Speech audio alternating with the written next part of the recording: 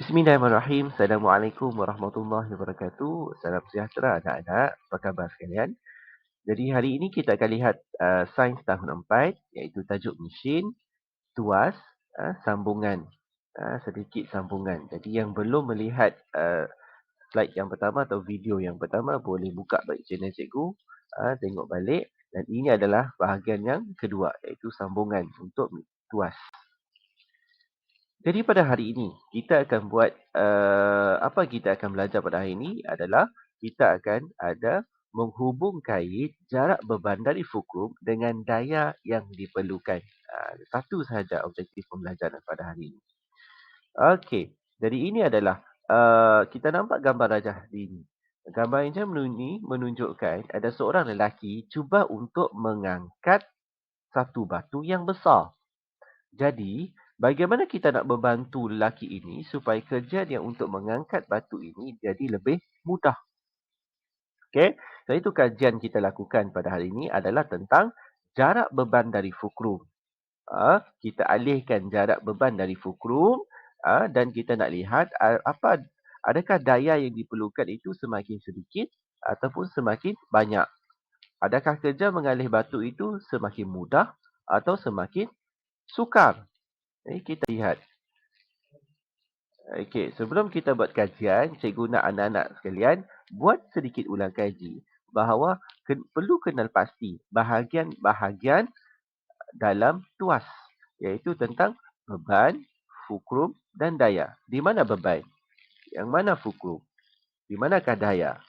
Okey, ini kena betul-betul mahir. Okey, ini adalah kajian kita. Kajian kita tentang situasi A dan situasi B. Okey, kita lihat situasi A.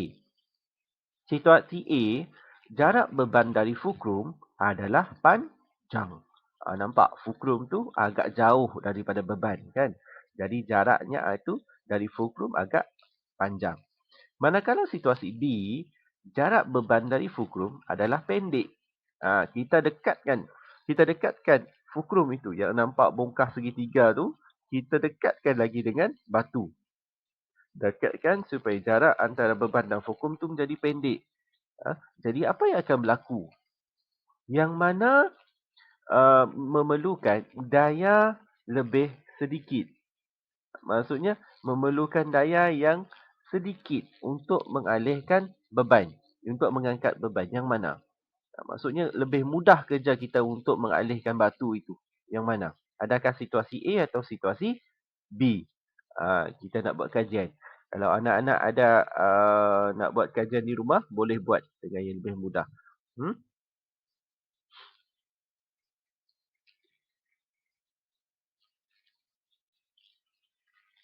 Jadi, cikgu dah bagi masa ni beberapa saat untuk buat kajian. Jadi, apabila kita buat kajian, situasi B ternyata lebih mudah. Maksudnya, ah, situasi B untuk mengalihkan batu itu jadi semakin mudah. Mana kita dekatkan jarak beban dari fulcrum, dia jadi pendek jaraknya tu. Jadi maksudnya itu yang lebih mudah. Ini bermaksud daya yang diperlukan untuk mengangkat batu situasi B lebih sedikit. Itu maksudnya. Okey, kesimpulan pada hari ini kita katakan bahawa semakin dekat jarak beban dari fulcrum, semakin sedikit daya yang diperlukan untuk mengangkat beban. Maksudnya kesimpulan kita adalah secara langsung.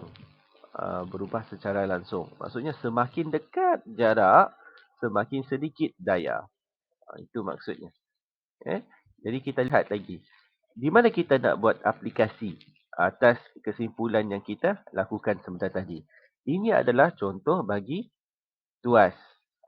Jadi kadang-kadang masalah apabila kita nak mencabut paku, paku tu agak keras dan sukar untuk dicabut.